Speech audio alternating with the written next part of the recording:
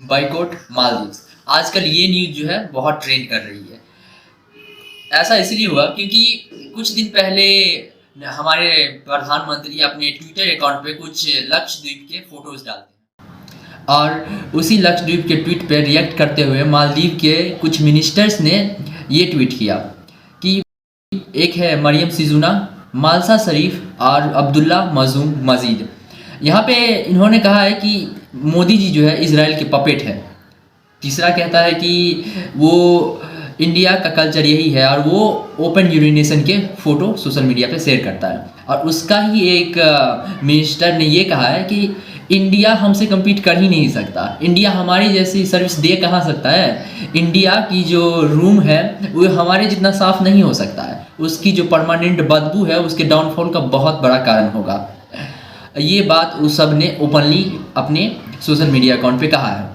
पर जैसे ही ये ट्वीट वायरल होती है, यहाँ पर बॉयकॉट मालदीव का जो कैंपेन था वह लगभग शुरू हो गया था। यहाँ पे लोग अपने अपने ओपिनियन दे रहे हैं, ट्वीट दे रहे हैं कि इंडिया के बारे में कैसे बोल सकते हैं, बॉयकॉट मालदीव कर रहा है। और यहाँ पे कुछ फेमस सेलिब्रिटीज़ भी थे जो बॉयकॉट मालदीव पे सहमत हैं और उसने कहा कि लक्षद्वीप पे ज़्यादा फोकस करना चाहिए और उसने अपने ट्विटर अकाउंट पे ऐसे ट्वीट किए हैं।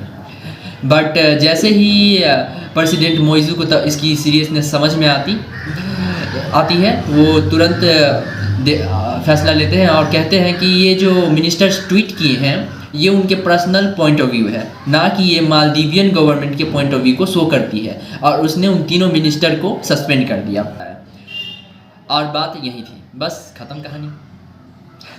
काश इतना होता। बट ये जो boycott Maldives India out campaign है वो बहुत पहले से है, जो कि हम अभी गहराई से समझेंगे कि क्या है इसकी बात। आइए देखते हैं। मालदीव्स एक आइलैंड कंट्री है जिसकी पॉपुलेशन 5 लाख के आसपास है, अप्रॉक्स है। 1200 आइलैंड अप्रॉक्स हैं, जिसमें से करीब 200 आइलैंड जो हैं वो इनहेबिटेड है, मतलब जहाँ पे लोग रह सकते हैं। और 200 आइलैंड में से करीब अप्रॉक्स 100-110 ऐसे आइलैंड हैं जो प्राइवेट कंपनियों को बेची जा चुकी है, जहाँ पे प्राइवेट रिजॉर्ट। और यहाँ पर 28% जो जीडीपी है मालदीव्स का वो सिर्फ टूरिज्म से आते हैं। और यहाँ पे 90% जो सरकार के टैक्स रेवेन्यू होते हैं वो सिर्फ इंपोर्ट ड्यूटीज़ और टूरिज्म पे ही डिपेंडेंट है। और यहाँ पर इंडिया नंबर 1 पर है। यहाँ पे 17.5 लाख जो टूरिस्ट थे सिर्फ इंडिया से गए थे 2023 में, और उसके पीछे रूस है। तो यहाँ पे हम देख सकते हैं कि मालदीव्स जाने वाले टूरिस्ट में सबसे ज़्यादा इंडिया टॉप पे ही रहा है हमेशा। यहाँ ही नहीं, मालदीव्स और इंडिया के बीच हमें मिलिट्री कोऑपरेशन भी देखने को मिला है। तो 1988 में जब मालदीव्स में कू अटेम्प्ट हुए थे तो ऑपरेशन कैक्टस में इंडिया ने काफ़ी मदद किया था। उसके बाद दूसरा है त्रिकांत क्लास फास्ट अटैक क्राफ्ट दिया गया था मालदीव्स को, और दूसरा 2 हेलीकॉप्टर दिए गए थे इमरजेंसी के लिए और सर्विलेंस के लिए, ताकि इमरजेंसी के टाइम उसे मदद की जा सके, जिसका हेलीकॉप्टर का नाम है ध्रुव एडवांस लाइट हेलीकॉप्टर दिया गया था। और जब कोविड पैंडेमिक हुए थे तो उसमें भी मालदीव्स की काफ़ी हेल्प किया गया था इंडिया के द्वारा। एक और है इंदिरा गांधी मेमोरियल हॉस्पिटल, जो अभी तक का one of the most reputed building है मालदीव्स का। बट इतना अच्छा रिश्ता होने के बाद भी ऐसा क्या हुआ कि मालदीव्स में इंडिया आउट के कैंपेन शुरू हो गए, नारे लगना शुरू हो गया। तो इसका एक रीज़न है, मालदीव्स को 2008 में ही एक्चुअल डिक्टेटरशिप से फ्रीड हुआ था, सही तौर पे बात करें तो। और वहाँ पर जीत हुई थी Maldivian democratic party, MDP short form है, जिसके पहले प्रेसिडेंट बने थे मोहम्मद नशीद, जो काफ़ी अच्छे प्रेसिडेंट रहे, क्योंकि उस टाइम वो अपने काम के दौरान मालदीव्स को कार्बन निगेटिव कंट्री बनाने की सोचे थे, कार्बन फ्री कंट्री बनाने की सोचे थे। काफ़ी सारे इकोलॉजिकल कॉन्ट्रैक्ट साइन किए जिसमें मालदीव्स के इको को बेनिफिट्स हो वो साइन किए गए थे। और जो प्रेसिडेंट थे वो काफ़ी इंडिया पॉजिटिव टाइप के थे, मतलब इंडिया फर्स्ट टाइप के। वो इंडिया को नंबर 1 प्रायोरिटी मानते थे और उनके साथ रहते थे। और उन्हीं के अपोजिशन पार्टी था progressive party of Maldives, PPM। 2012 में पॉलिटिकल क्राइसिस होती हैं और यहाँ पर प्रोग्रेसिव पार्टी ऑफ मालदीव्स जीत जाती है। और उसके बाद वही होता है, और जीतने के तुरंत बाद चाइना के क्लोज होते हैं। वो चाइना से काफ़ी ज़्यादा क्लोज होने के बाद उससे डील साइन करते हैं और उसी time built and road initiative का हिस्सा भी बन जाता है मालदीव्स, जहाँ पर चाइना अपना बिल्ट एंड रोड इनिशिएटिव में अपने जो बाकी कंट्री जो इसमें आते हैं सब में बहुत ही महंगी बिल्डिंग्स और इंफ्रास्ट्रक्चर बनाते हैं अपने मकसद को पूरा करने के लिए।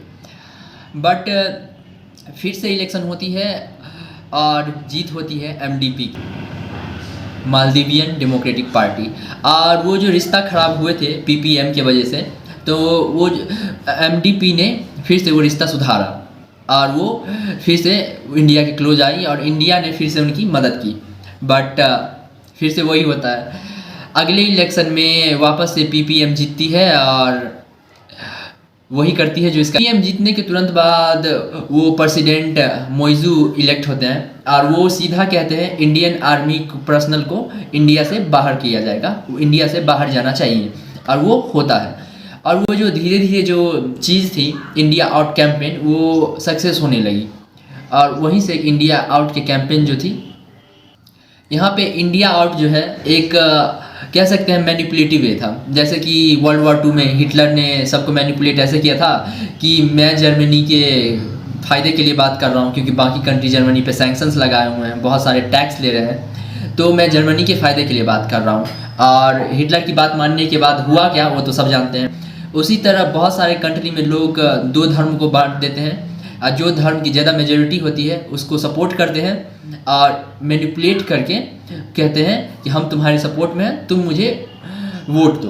तो जो पीपीएम थी मालदीव्स की, वो यही जो टेक्निक है उठाई, लोगों के ऊपर इंडिया आउट का दिया कि इंडिया हम पे धीरे धीरे ये कर रहा है, वो कर रहा है, वो हमें सप्रेस करने की कोशिश कर रहा है, और इसीलिए इंडिया आउट का ये कैंपेन शुरू हुआ। और यहाँ पर धीरे धीरे लोगों के दिमाग में ये कैंसर की तरह बैठ गया। और जो हमने पोस्ट में जो रिप्लाई देखा, नरेंद्र मोदी की वजह पोस्ट में जो रिप्लाई देखा उन मिनिस्टर्स का, वो कैंसर का नतीजा था जो इसके दिमाग में बहुत पहले से भरा गया है। तो हम कह सकते हैं कि वहाँ पे क्या हो रहा है कि ये भड़काऊ भाषण और क्यों आए। और मेरे ख्याल से ये जो चीज़ें हैं बहुत बुरी हैं। अपने मकसद के लिए किसी भी लोगों का यूज़ नहीं करना चाहिए या फिर लोगों को मैनिपुलेट नहीं करना चाहिए। अगर नेता है तो उन्हें देश की भलाई के लिए सोचना चाहिए, ना कि अपनी कुर्सी की चिंता करनी चाहिए। पर हमें ये चीज़ नहीं भूलनी चाहिए, हमें अपने स्वदेश पे ज़्यादा ध्यान देना चाहिए सच में, कि हमारा जो इंडियन टूरिज़्म है, इंडिया में भी घूमने वाली इतनी टूरिस्ट स्पॉट है और इतनी सारी चीज़ें हैं जो हम एक्सप्लोर कर सकते हैं और वाकई में वो बहुत फ़ायदेमंद होगा सबके लिए। तो हम कहेंगे कि ये लक्षद्वीप को एक टूरिस्ट प्लेस बनाना चाहिए। अंडमान निकोबार आइलैंड है, वहाँ पे भी एक टूरिस्ट प्लेस बनाना चाहिए। बट आपकी क्या राय है इस बारे में ज़रूर कहें।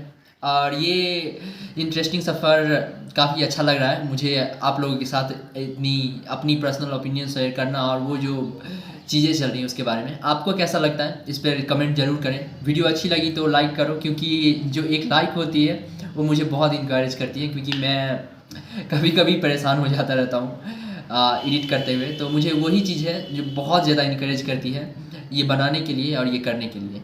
तब हम मिलते हैं अपनी अगली वीडियो में, तब तक के लिए बाय, अपना ख्याल रखना।